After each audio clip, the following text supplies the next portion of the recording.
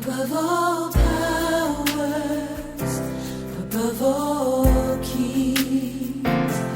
Alléluia. Amen. Ce matin, c'est une grande joie pour moi que Dieu m'a fait cette grâce. Il a passé par ses serviteurs que je sois l'instrument qu'il va utiliser ce matin. Que toute la gloire lui revient. Car s'il a permis ainsi, c'est à cause de vous et moi. Raison pour laquelle je profite de cette occasion pour remercier le pasteur qui m'a donné cette opportunité. Que le Seigneur le soutienne et qu'il les fortifie. Amen. Amen. Et ce matin, je suis sûr que je serai dans leur obtention. Et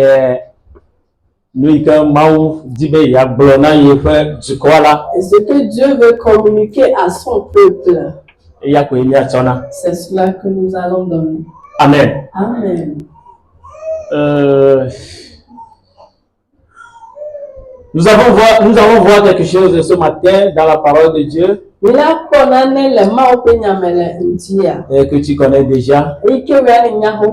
Mais je veux juste dire certaines choses concernant cela. Mais ce que je voudrais vous dire avant de commencer est que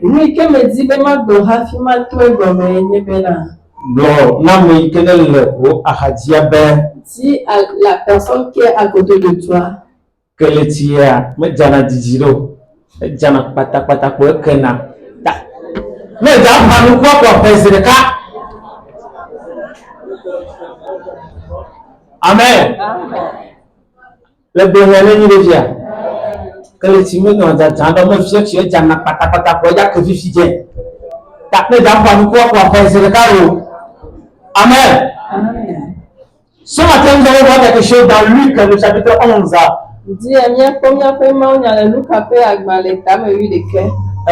Du verset 5 à 10. Alléluia. S'il vous plaît, nous allons lire ça de vous. Lisons la parole de Dieu dans le précieux nom de notre Seigneur Jésus-Christ. Amen.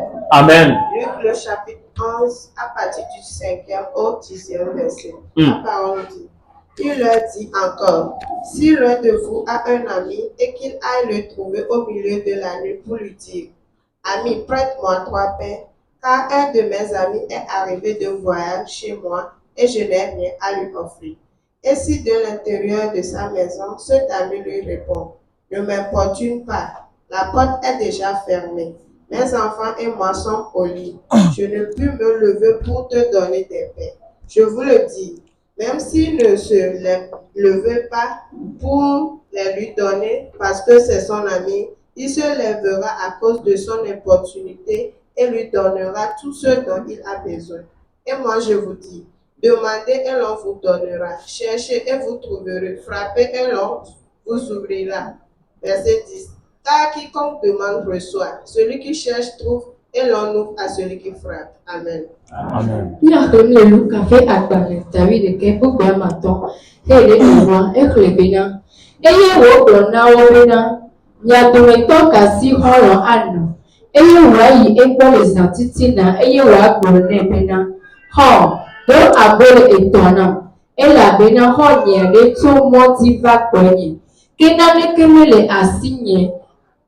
Made ekome o eye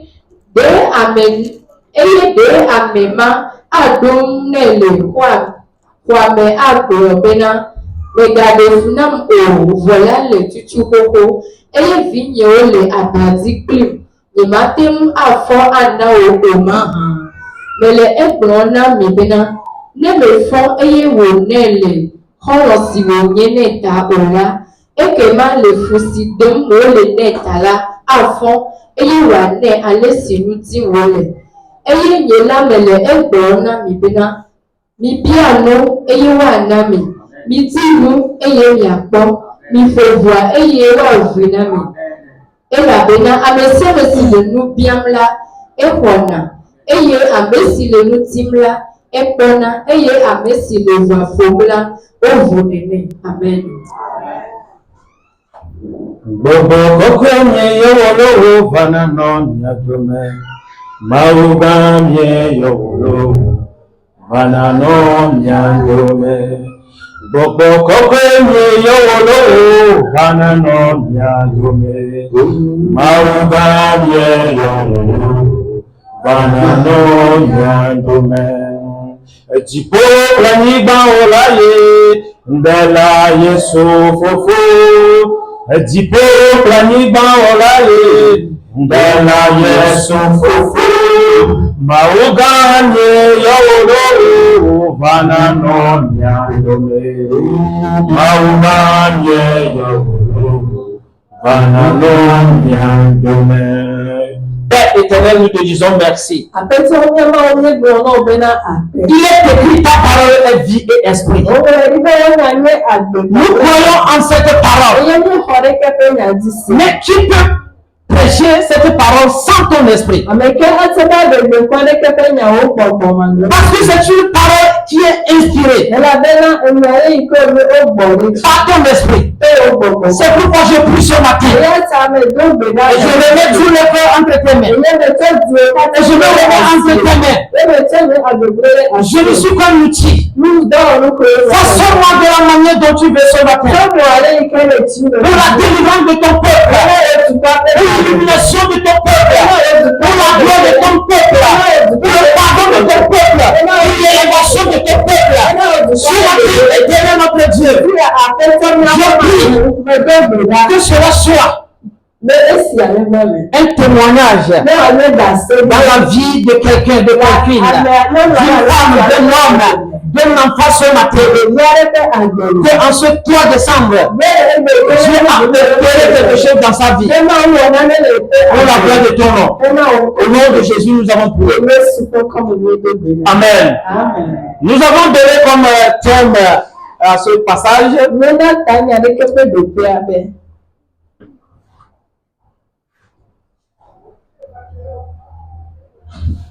Alléluia. Amen. Relation amicale. Relation amicale. Alléluia. Amen. Et dans ce thème, nous allons voir au moins 3 choses. L'importance de l'amitié et garder les règles de l'amitié. Troisième position, ne perds jamais espoir. Et à la fin, nous allons conclure. Bien-aimés de Dieu, nous avons fait notre lecture dans Luc le chapitre 11. Dans Luc le chapitre 11, si nous voyons le premier verset, la Bible déclare que Jésus est en train de prier dans un certain endroit. Et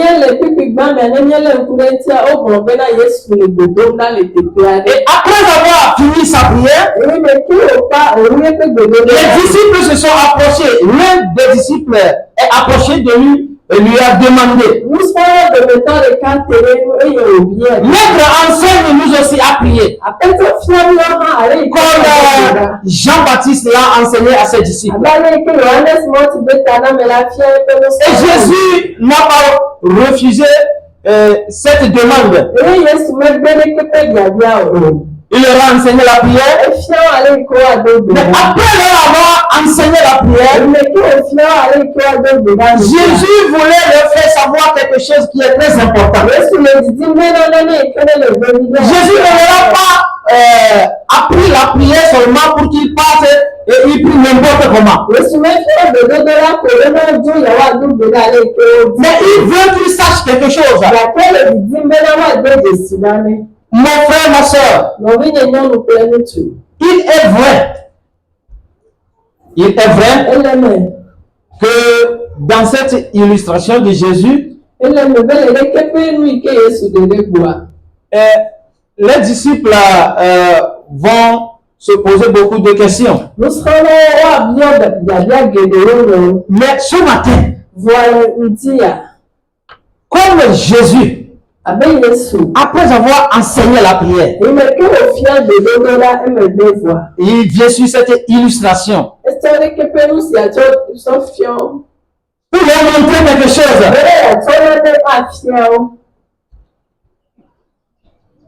La manière dont il doit prier et comment il faut qu'il prie. C'est vrai, on ne prie pas à l'air. Mais la prière est toujours adressée à quelqu'un ou à une entité. Mais pour que cette prière soit exaucée, pour que cette prière s'accomplisse, il faut certaines choses. Il faut une relation qui doit exister entre toi et celui à qui tu pries ou tu demandes.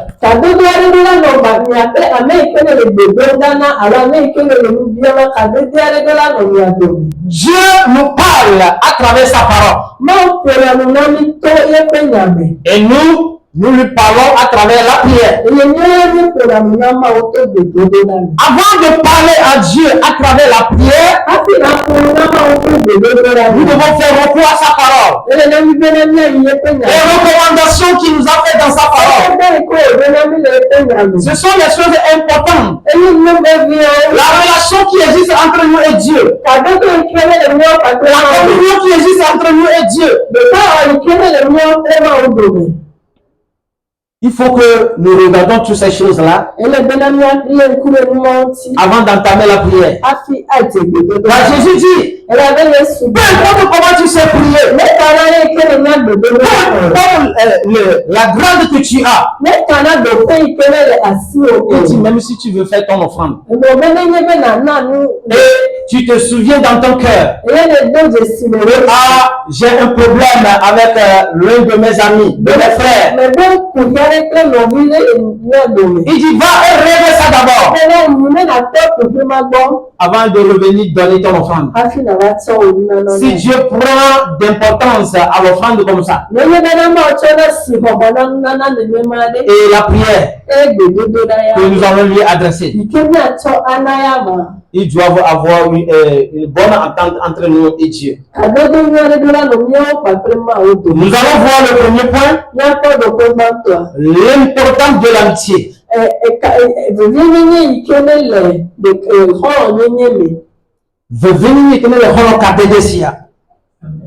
Amen. Le passage que nous venons de lire, il est bien vrai que c'est Jésus qui est en train de parler à ses disciples. Comme je l'ai déjà dit, quand les disciples lui ont demandé de leur apprendre à prier. Mais Jésus, après avoir enseigné la prière, il ne veut pas les laisser comme ça. Il leur a donné cette illustration d'amis. C'est pourquoi nous voulons voir l'importance de l'amitié. Nous allons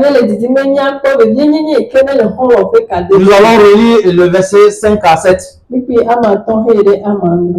Verset 5 à 7.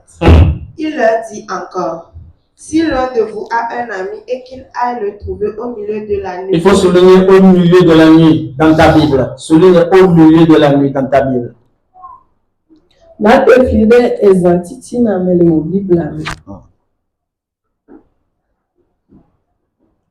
Continue la lecture. Au milieu de la nuit pour lui dire, ami, prête-moi 3 pains, car un de mes amis est arrivé de voyage chez moi et je n'ai rien à lui offrir. Verset 7. Et si de l'intérieur de sa maison, cet ami lui répond, ne m'importune pas, la porte est déjà fermée, mes enfants et moi sommes au lit. Je ne puis me lever pour te donner des pains. Amen. Amen. Ya dometɔ ka si xɔlɔ anɔ eye wòayi Ekpo le zantitina eye wo wa klone bena ho do abolo etonam ela bena ho nyare to modiva konye kena ne kemele asiyemando ekome o eye de amema adom le kwa Roma. adom le kwa be akro bena begade funam o vola le tutu koko eye vinye o le abati pli yematem afo anawo o maha. Amen. Amen. Si nous voyons ce passage, la Bible déclare que Jésus est en train d'enseigner à ses disciples que si quelqu'un parmi vous a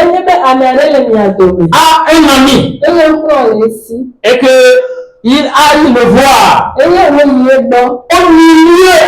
de la nuit, à minuit. Voilà, amen. Que Dieu te bénisse. À minuit pour lui demander de lui prêter 3 pains. Et que déjà cet ami est en train de dormir avec ses enfants. Et la porte aussi est fermée. Mais l'ami est venu à minuit. Alléluia. Amen. J'aimerais vous dire quelque chose ici. La Bible dit, j'ai un ami qui vient de voyage et qui veut se loger chez moi cette nuit. Autrement dit, l'ami qui a voyagé a eu faim. On doit lui servir à manger. Mais regardez à quelle heure de la nuit il est arrivé. Il est arrivé trop tard. L'autre aussi, je suis sûr que lui aussi, il était en train de dormir. Mais l'ami l'a réveillé. Et il est venu le recevoir. Et puis, bizarrement, ce qui est vraiment bizarre dans cette histoire est que celui qui a reçu cet invité-là n'a rien à lui offrir. Il n'y a rien dans sa maison. Supposons que peut-être c'est la dernière nourriture qu'ils ont que lui et ses enfants ont mangé cette nuit. Et ils se sont endormis. Et voilà la nuit qui vient du voyage. Dans le verset 6, quelqu'un pourrait me dire que ah non, la nuit là, il n'a pas bien agi, qu'il devait appeler d'abord. Oui, si nous voyons en ce 21e siècle, l'ami doit appeler parce qu'il y a WhatsApp, il y a Facebook, il y a Twitter, il y a beaucoup de choses que l'ami peut passer par là pour prévenir son ami que ah, je viens, mais je vais arriver tardivement chez toi. Donc, prépare-moi quelque chose, prépare-moi une place.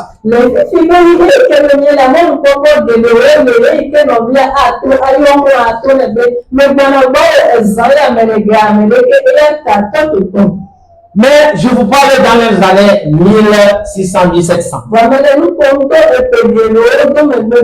ce moment, il n'y a pas portable même. Il n'y a pas Facebook, il n'y a pas WhatsApp.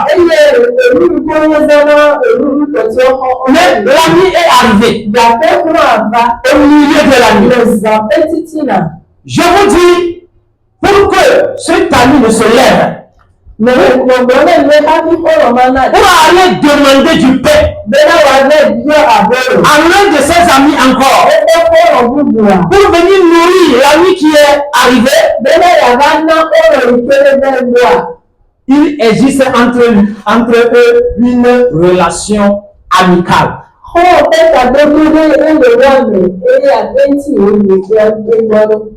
Cette amitié qui existe entre eux, ce n'est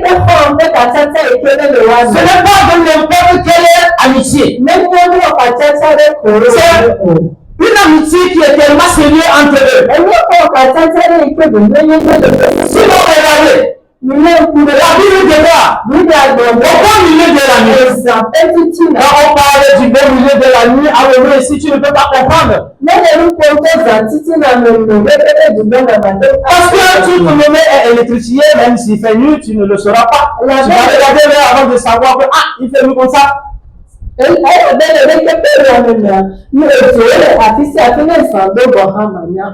Mais quand tu entres dans les fermes, dans les fermes là, quand on parle au milieu de la nuit, quand tu rentres au milieu de la nuit, quand tu marches au milieu de la nuit, c'est comme si quelqu'un est derrière toi, c'est comme si quelqu'un est à côté de toi, c'est comme si quelqu'un vient pour te faire du mal. Il y a la peur, il y a la terreur au milieu de la nuit. Mais à cause de la relation qui existe entre eux, autrement dit, le gars s'est sacrifié. Il a quitté sa femme, il a quitté ses enfants, il a quitté sa maison pour aller intercéder en faveur d'un ami qui vient du voyage et qui a eu fait. Si la relation était sans importance, il ne peut pas risquer sa vie. Il ne peut pas faire toutes ces choses-là pour aller demander ton père. Et il dit mon ami, il fait déjà tard, donc du courage, tout de suite, il va faire jour, donc il faut essayer de dormir comme ça. Mais à cause de l'importance, à cause de ce qui existe entre eux, l'ami s'est gêné. Il dit, celui-là c'est mon ami. Il y a quelque chose qui nous lie. Il y a quelque chose entre moi et lui. Donc je ne peux pas m'empêcher de risquer ma vie pour lui. Je suis prêt à faire tout pour que lui il soit rassasié. Je vous dirai encore que peut-être l'autre là qui s'est risqué pour la vie de la nuit qui vient du voyage, lui et ses enfants, sa femme, ils n'ont peut-être pas mangé. Parce que la Bible déclare qu'il n'y a rien à la maison. Mais ils sont en train de dormir. Mais la nuit qui vient du voyage, c'est ce que Jésus nous dira. Quel est le plus grand amour que de donner sa vie pour ses amis.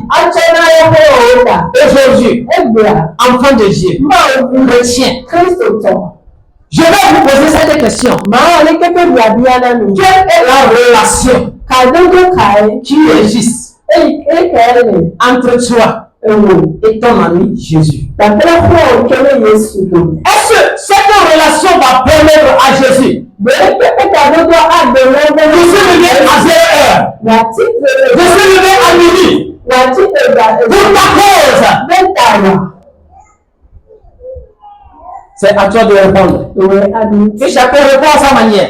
Cette relation peut obliger Jésus. À cause de la relation qui existe entre ses amis, la relation l'a obligé à se lever au bon milieu de la nuit pour aller demander ton père pour son ami.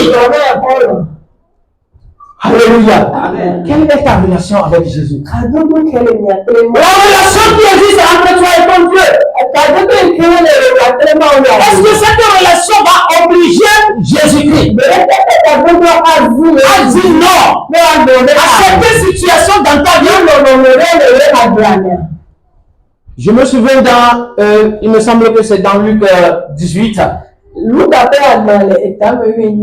Bible déclare qu'il y avait une femme là-bas qui est courbée depuis 18 ans. Une femme courbée.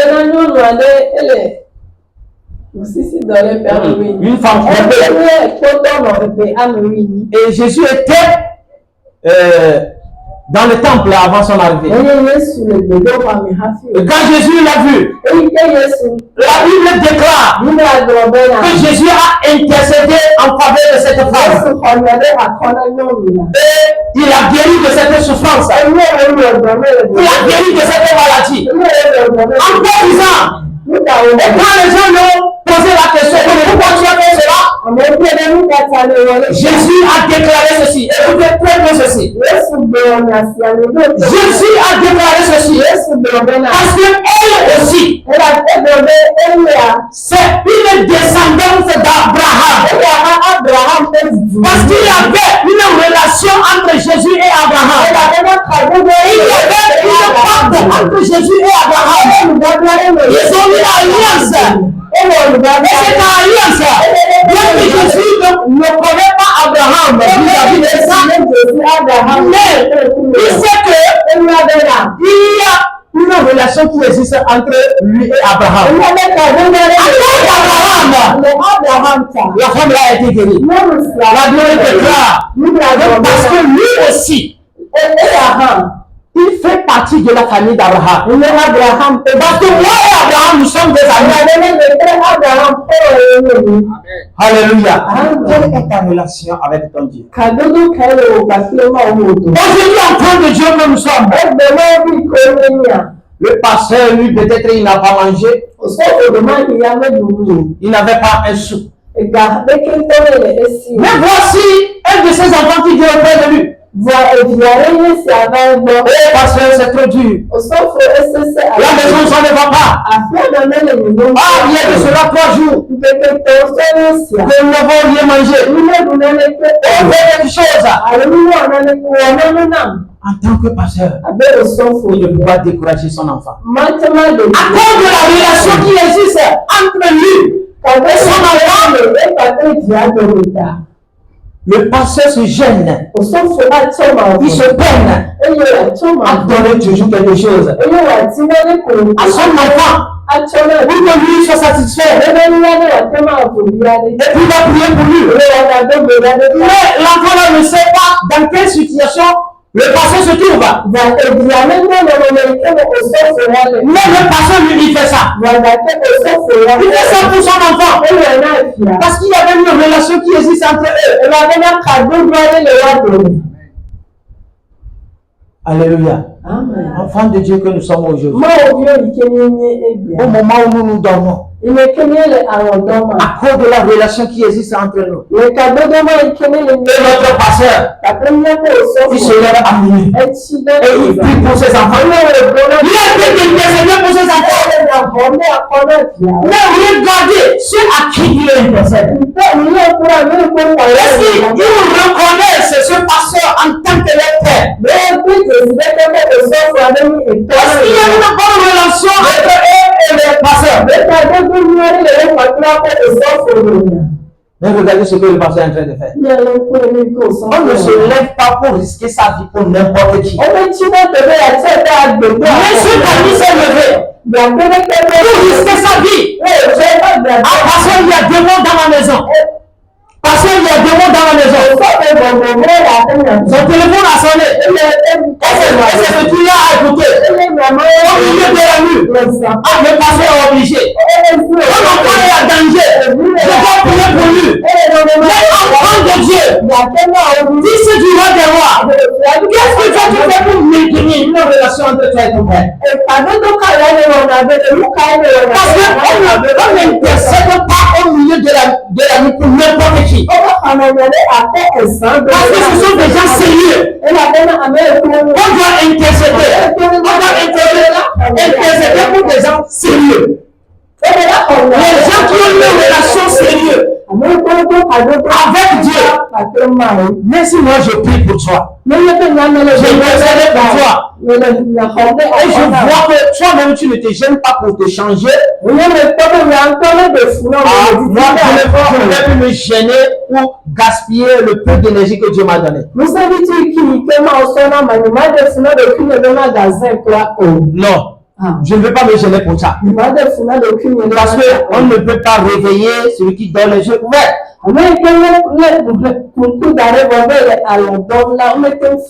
Tu vas le réveiller. Il ne se réveillera jamais. À cause de la relation. L'ami là, Il s'est vu dans l'obligation de quitter sa maison, ses enfants. Regardez ce qu'il a quitté pour son ami. Pour l'ami là. Pour aller commander combien? 3 pains. Alléluia. Amen. Aujourd'hui, la relation qui doit exister entre nous et Dieu, la relation qui doit exister entre nous et notre Dieu, c'est ça qui va l'obliger à dire non à des tempêtes. La chose est arrivée au milieu de la nuit. J'aimerais te demander encore quelque chose. Es-tu au milieu de la nuit dans un problème maintenant? Es-tu au milieu de la nuit avec un souci? Es-tu au milieu de la nuit avec un fardeau?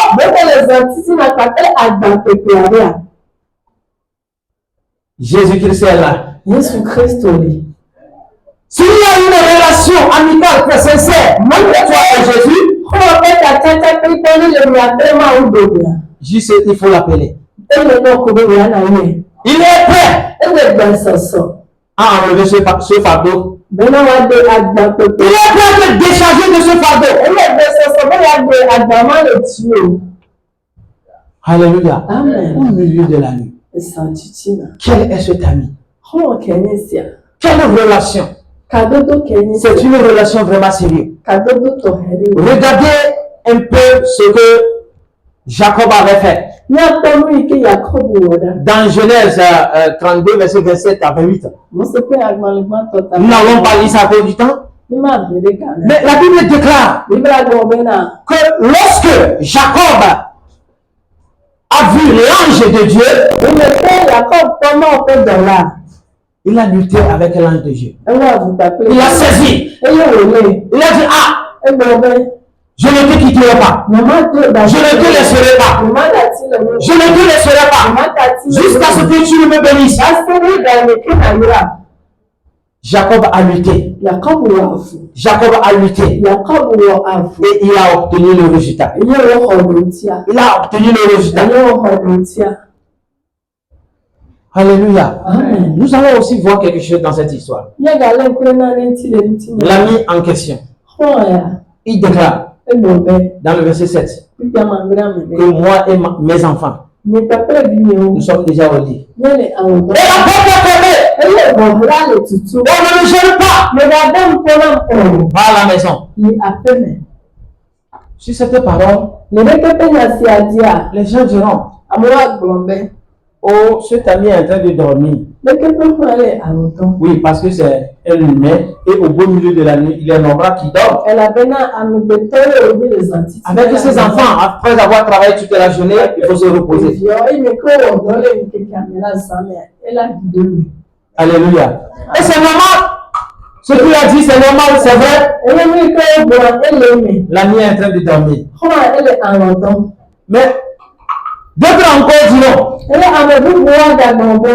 cet ami, il est orgueilleux. Comment il ne peut pas voir la relation qui existe entre eux pour se lever rapidement et ouvrir la porte? Et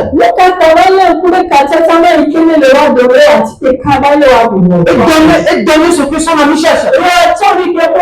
Satisfaire son ami. Mais il faut qu'il dise cela d'abord. Que son ami insiste avant qu'il ne lui donne ça. Lui aussi, il est un peu orgueilleux. Oui, c'est vrai ça aussi. Mais je vous dirai que l'homme se fatigue. L'homme peut dormir. L'homme peut être orgueilleux. Mais nous avons un ami qui n'est pas un homme. Nous avons un ami qui ne se fatigue pas, qui ne dort pas au bon milieu de la nuit. À chaque moment de la nuit, quand tu l'invoques, il est présent pour te répondre. Mais les hommes, au milieu de la nuit, si tu les gênes, ils ne se préparent sur mon avion pour bien dormir. Moi, j'ai dit de l'examen son réseau au mot d'avion. Il est toujours là. Au beau milieu de la nuit. Il ne donne pas. Il ne se donne pas. Nous avons un ami. Il n'est pas orgueilleux. Les hommes sont orgueilleux. Ils disent non, lui, il gêne trop. Il gêne toujours. Chaque temps il arrive ici, il demande toujours. Non, cette fois-ci, je m'en prie de lui rester là-bas. L'homme est comme ça. Mais nous avons un ami. Nous avons un ami qui ne déçoit jamais. Il n'est jamais orgueilleux. Il n'est jamais orgueilleux. C'est un homme simple. Il est un ami merveilleux. Et il fait des merveilleuses choses. À n'importe quel moment, seulement la relation qui existe entre frères et sœurs. Il faut que cette relation soit sincère et solide. C'est très important de garder la relation. Parce que c'est ça qui est l'importance de l'amitié.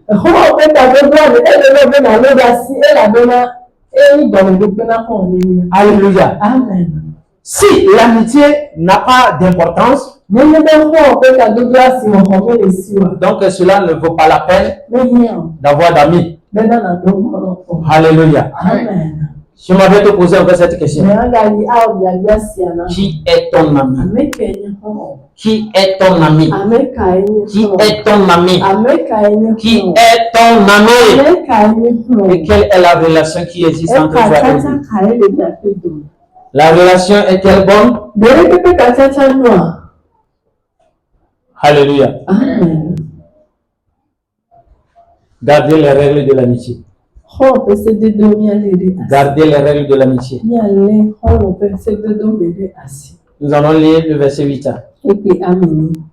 On va lire ça rapidement. Oui. Je vous le dis, même s'il ne se levait pas pour les lui donner, parce que c'est son ami, il se lèverait à cause de son importunité et lui donnerait tout ce dont il a besoin. Amen.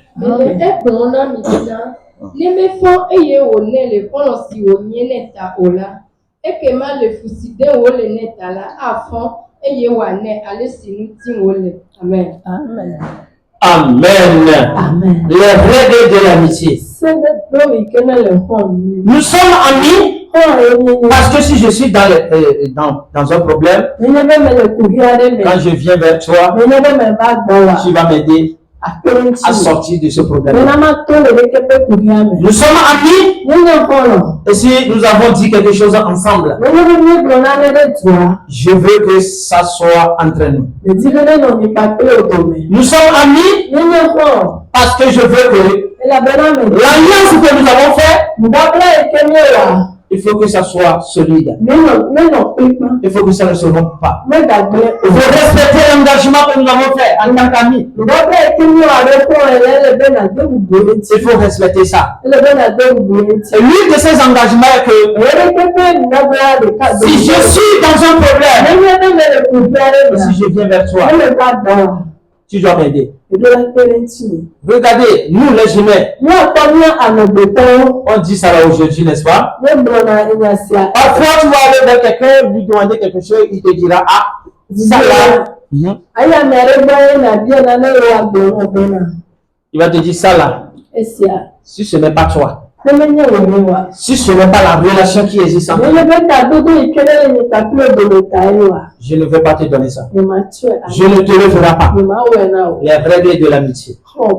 Jésus nous a donné des règles dans cette amitié. Si nous voyons dans Jean 15, 14, on va laisser en français seulement. Je vais dire ça ici rapidement. Il dit, vous êtes mes amis. Si vous êtes mes amis, si vous faites ce que je vous demande, il dit, vous êtes mes amis, si vous faites ce que je vous recommande.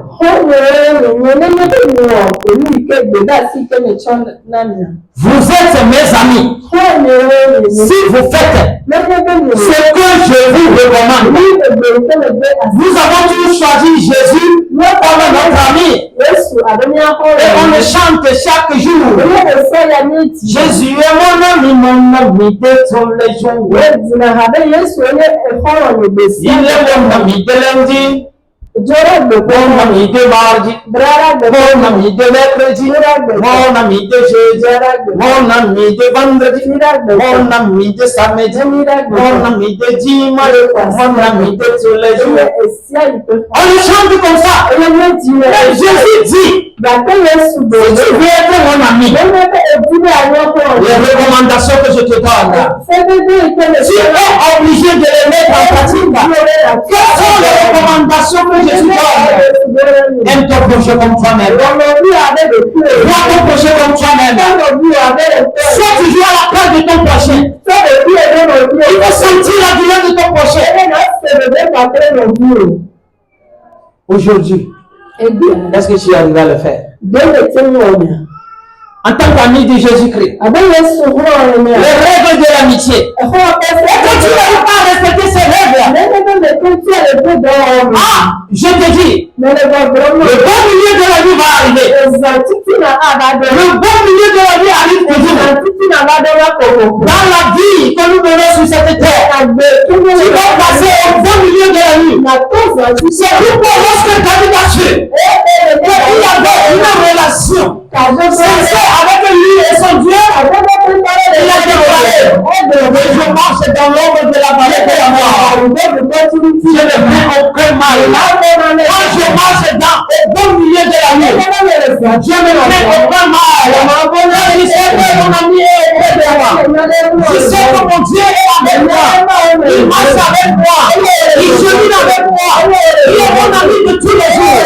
Donc je n'ai pas à avoir peur. Parce que David a su qu'il est en train de respecter les engagements qui existent entre lui et Dieu. Il y avait des occasions qui se sont présentées dans la vie de David. Il a dit, malheur à moi si je touche l'un de Dieu.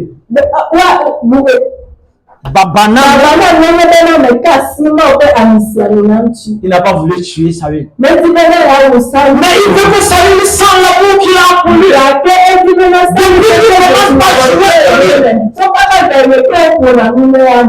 Les règles de l'amitié. Jésus dit, si tu es mon ami, année 2023, it is for you. C'est pour toi. Mais en tant qu'ami, je te dis il faut enlever la médisance. Je te dis il faut pardonner. Je te dis il faut aimer. Je te dis il faut pas faire commérage. Année 2023, tu l'auras.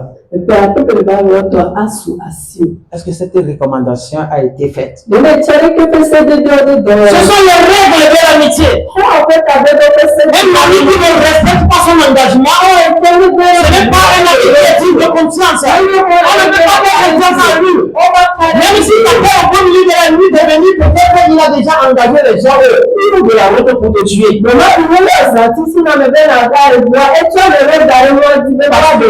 Ce n'est pas un ami qui est digne de confiance. C'est un ami qu'on doit se méfier. L'ami qui ne respecte pas ses engagements, on doit se méfier de cet ami. Alléluia. Amen. Si vous êtes mes amis, faites ce que je vous recommande. Faites ce que je vous recommande. C'est très important. Si nous voulons vraiment invoquer Jésus au milieu de la nuit, il faut respecter les engagements, les recommandations qu'il nous a données. Alléluia. Amen. Nous allons voir le troisième point. Ne Ne paie jamais d'espoir. Amen. Alléluia. La Bible déclare, que l'ami là, il est en train d'opportuner l'autre pour la peau de son ami, pour 3 pains. Et il ne s'est pas découragé jusqu'à ce qu'il obtient ce qu'il veut. Amen. Amen. Le verset 9 à 10, s'il te plaît, il faut lire ça en français rapidement. Verset 9 à 10. Et moi je vous dis, demandez et l'on vous donnera. Cherchez et vous trouverez. Frappez et l'on vous ouvrira. Verset 10. Car quiconque demande reçoit. Celui qui cherche trouve et l'on ouvre à celui qui frappe. Amen. Amen. Amen. Mes frères et sœurs, aujourd'hui on balade d'église en église. Parce qu'on croit que Dieu peut se changer dans notre église. On abandonne parce qu'on se dit trop fatigué de la situation. Mon frère, ma soeur, j'aimerais te dire ceci. Peut-être ce que tu demandes à ton ami, c'est ce qui fait que tu te vois qu'on ne t'a pas exaucé. Dieu, Jésus-Christ est notre ami. Et l'amour qu'il a pour nous, c'est ce qui fait que tout ce qu'on lui demande, il est prêt à nous le faire. Mais il voit, il vérifie bien. Une bonne maman ne donne pas de n'importe quoi à son enfant à manger. Il doit bien vérifier cela. Si je lui donne ça, il ne va pas tomber malade. Si je lui donne ça, est-ce qu'il peut manger ça? Il ne va pas avoir mal au ventre. Aujourd'hui, ce que nous demandons, c'est très grave. Jésus demande, demandez, et l'on vous donnera. Et frappez, l'on vous ouvrira. Aujourd'hui, chrétiens, au lieu de demander le pain, on demande une pierre à Jésus. On demande Jésus donne la pierre. Jésus donne la pierre. Comment Jésus qui va nous donner la pierre? Il n'est pas dit de la pierre. Donc il ne te le donnait pas à cause de son amour qu'il a pour toi. Donc de la relation qui existe entre toi et lui. Aujourd'hui, nous les chrétiens, au lieu de demander du poisson ou de la viande, on demande Dieu, Jésus, donne-moi un cobra, donne-moi un serpent, donne-moi un serpent. Comment ton ami peut donner ça? Il sait que le serpent est venimeux, il ne peut pas te donner. C'est ce qui fait que quand on quitte ici, on va là-bas peut-être là, Dieu va changer là-bas. Le Dieu qui est avant de roi ne donne jamais de cobra à son ami à l'église des assemblées de Dieu.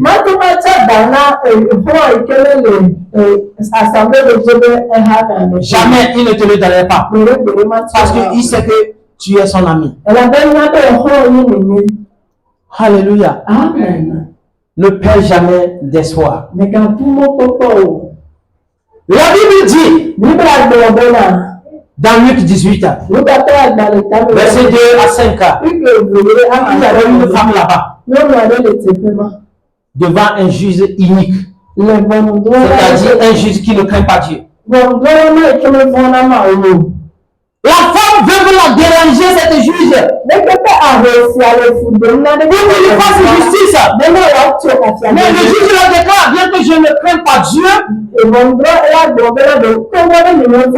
n'ai de garde à personne, cette femme, elle me gêne beaucoup.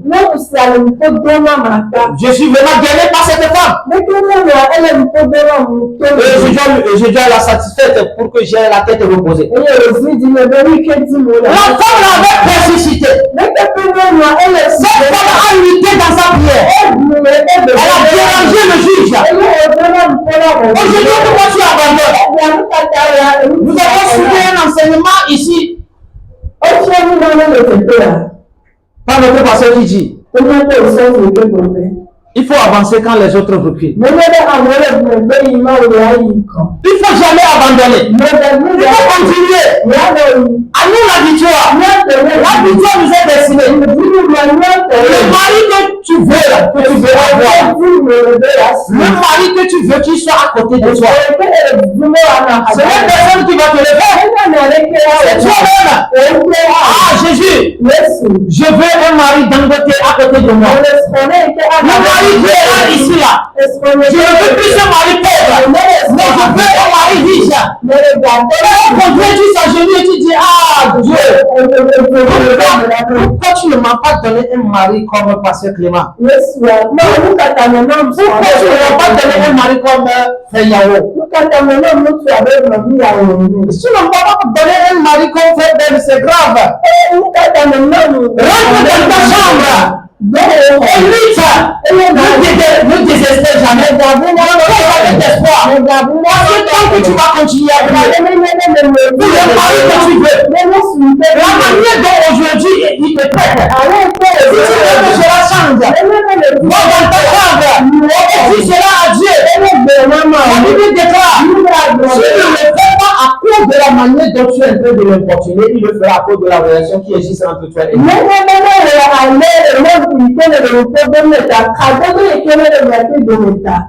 Je vais te dire ceci. Que Jésus n'a jamais été importuné par nos prières. Il écoute et il le fait toujours. Il est dans sa volonté. Ce que tu demandes, c'est dans sa volonté. Il a compris. J'aimerais juste encourager quelqu'un qui ce matin que je sais que tu es en train de souffrir. Je sais que la situation est préoccupante. Mais ton ami Jésus, il est là. Ton ami Jésus, il est là. Es-tu en bon terme avec lui? Invoque-le. Appelle-le. Appelle-le. Appelle-le. Appelle-le. Il va te répondre. Appelle-le. Il est là pour t'écouter. Il comprend. Il comprend. L'ami là, il a compris que vraiment mon ami est dans une situation où je dois l'aider. Le verset 10 de Luc 11 nous dit, on donne à celui qui demande. On ouvre à celui qui frappe. Celui qui cherche trouve. Qu'est-ce que tu cherches? Comment tu le cherches? Qu'est-ce que tu demandes? Comment tu le demandes? La Bible déclare, cherchez premièrement le royaume des cieux et sa justice. Et tout ce dont tu as besoin, on te le donnera. Avant de chercher le mari Dangote, il faut chercher le royaume des cieux. Et Dieu te dira, voici ton mari Big Gates. Voici ton mari Itaoussa que tu cherches. Voici l'un de Dieu que tu veux. Cherche le royaume des cieux. Et Jésus-Christ est là. Pour te donner tout ce dont tu as. Dans l'illustration que nous avons lue, la Bible déclare que lorsque l'ami s'est réveillé, après avoir donné les 3 pains, il continue de dire, il va ajouter tout ce dont il a besoin. Moi, je dis que les 3 pains demandés, c'est le royaume de Dieu. Et les choses qu'on lui a ajoutées, ce sont les besoins qui se trouvent. On lui a donné cela. Peut-être ceux qui n'ont même pas demandé. Il n'a pas demandé l'eau, il n'a pas demandé la boisson. Mais la Bible déclare, il lui a donné tout ce dont il a besoin. Jésus est en train de dire à quelqu'un ce matin, ne paie jamais d'espoir. Ne laisse personne te décourager. Tu vas avoir des rois. Qu'est-ce qui a changé dans ta vie? Qu'est-ce que tu as obtenu?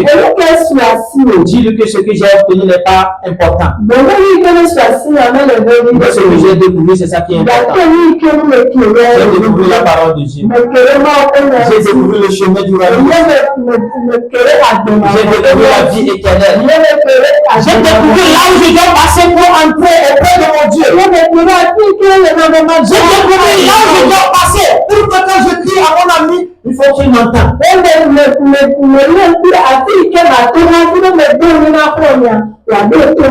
Alléluia. Amen. J'aimerais conclure simplement pour te dire, Mon mon frère, ma soeur, je te le redis encore, ne laisse personne t'intimider au sujet de la prière. Là, c'est le seul moyen que nous avons, que nous a recommandé Jésus. Dans Thessaloniciens, il a dit prier sans cesse. Mais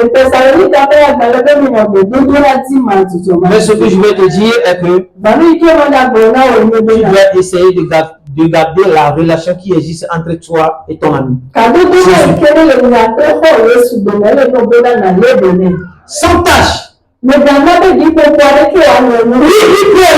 que tu peux tomber. Mais quand tu tombes, relève-toi. Ne reste pas là où tu es tombé. Car là où tu es tombé, ça t'a donné une leçon. Et que tu continues la marche. Ce genre de choses arrivent encore. Tu puisses chercher un peu de justesse. Et là, tu vas continuer la lutte. Là, Dieu ne nous a pas promis l'échec. Mais maintenant la victoire. Et quelqu'un dit à moi la victoire. Que le Seigneur nous bénisse. Amen.